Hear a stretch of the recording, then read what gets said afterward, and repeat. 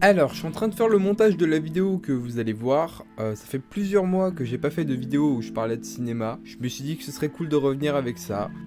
Kiffez la vidéo, ça va vraiment être sympa. J'ai passé pas mal de temps à l'écrire, à la travailler, tout ça. Donc, j'espère qu'elle va vous plaire. Let's go. Aujourd'hui, on va parler de 4 séries sur Netflix. Je sais qu'il y en a dont j'ai déjà parlé avant, mais aujourd'hui, on va pas parler de ces séries pour les critiquer, mais on va expliquer le phénomène et pourquoi est-ce qu'elles ont aussi bien marché. Première série, Stranger Things. On attaque avec du lourd. Sûrement la série qui, objectivement, est la plus aimée de toute cette liste. Disons que c'est un peu un retour vers le passé, et pas vers le futur, contrairement à ce que vous pourriez croire. Donc, tout le monde le sait déjà, mais cette série, c'est l'histoire de 4 gosses qui sont confrontés à des événements un peu surnaturels, voilà. Il leur arrive quelques merdes, il y en a un qui se fait enlever, il y en a 3 qui le cherchent, et puis il y a des flics et tout, c'est un peu le bordel.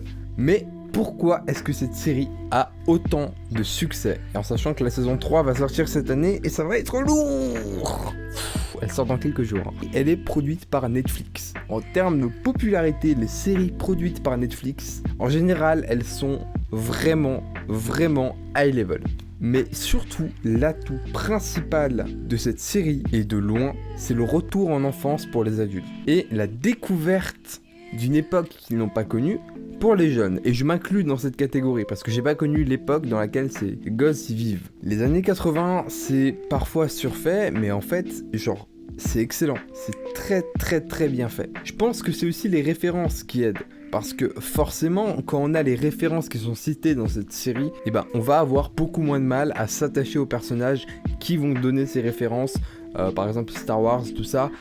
Toutes ces références qui se chevauchent, ça rajoute tellement de profondeur à la série que forcément, elle va nous plaire. Et je pense que c'est sûrement ça qui a fait le succès de la série avec le temps. Voilà ce que je peux dire en fait sur Stranger Things, parce que cette série, elle est folle.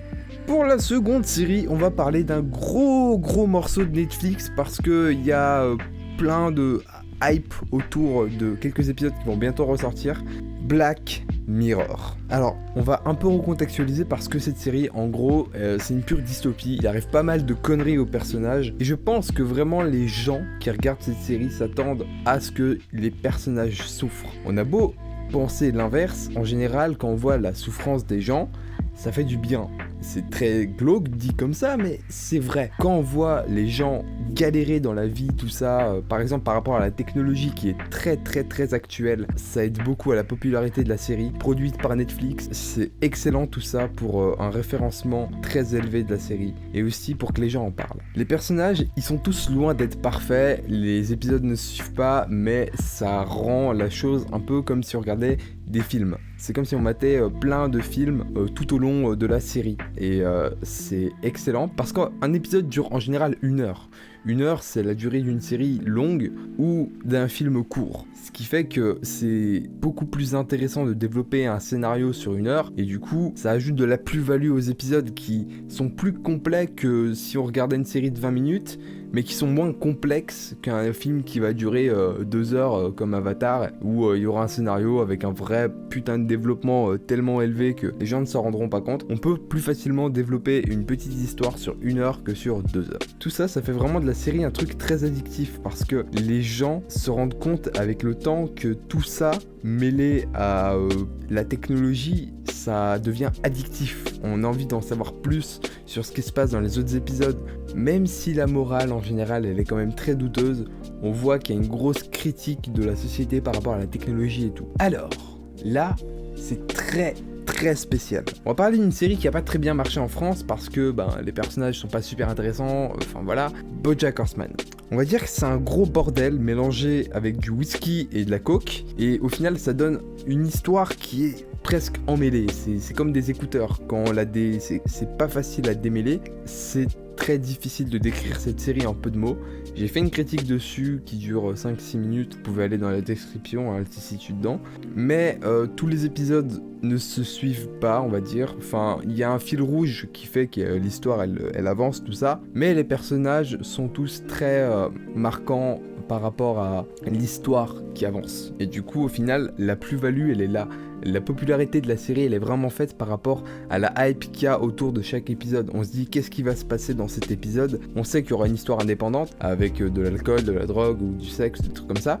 Mais aussi un fil rouge par rapport aux personnages, à leur évolution, comment est-ce qu'ils vont interagir avec les autres. Et tout ça, au final, ça devient excellent. C'est surtout aux USA qu'en fait qu'elle a marché parce que ça se passe aux USA, que les personnages sont un peu développés comme aux États-Unis avec un truc un peu du self-made man et tout ça. Donc c'est pas un truc qu'on comprend très bien nous en France, en Occident européen, mais elle a eu un petit succès, du coup elle a un peu bien marché. Mais au final, cette série, je l'ai beaucoup aimée par rapport à tout le développement et la hype qu'il y a eu autour des personnages. On s'attaque à mon coup de cœur de 2019, et c'est pas pour rien que cette série a super bien marché. Sa popularité, c'est presque devenu un mème, parce que la série, elle a tout explosé en termes de réalisation, de personnages, de style artistique, parce que c'est vraiment très Netflixien. Je sais que c'est un terme qui est pas utilisé, mais moi je l'utilise, parce que les séries sur Netflix, comme Sex Education, vraiment dans ce genre Everything Sucks, The End of the Fucking World, tout ça c'est des séries qui sont un peu dans le même style, mais c'est vraiment très cool, c'est très bien réalisé, les personnages sont très bien développés et très attachants. Il y a la communauté LGBT qui est très bien représentée par le meilleur pote du héros, et surtout tout ça s'est développé autour d'un personnage qui est celui qui a joué dans la stratégie Enders, qui aide un peu à la popularité quand le personnage principal d'une série a joué dans un film qui a très bien marché, qui surtout est un bon film, Strategy Ender, je trouve que c'est un bon film, je vous recommande d'aller le voir. Et tout ça en fait, avec la popularité qu'il y a eu sur Twitter, il y a eu une petite hype, tout ça, chaque épisode, qu'est-ce qui va se passer, c'est vraiment très bien fait, les épisodes durent assez longtemps pour pouvoir développer un peu l'intrigue. Le scénario, c'est la principale qualité de cette série, parce que putain, cette série est excellente. C'est totalement normal, dit comme ça, mais en fait, le scénario, les gens le mettent un peu de côté ces temps-ci, et on voit qu'il y a beaucoup plus de hype autour d'une série comme Stranger Things que autour de Sex Education, parce que la saison 3 de Stranger Things va sortir, il y a déjà une saison 2 qui était excellente, la saison 1, tout ça, et en fait c'est au fil des saisons qu'une série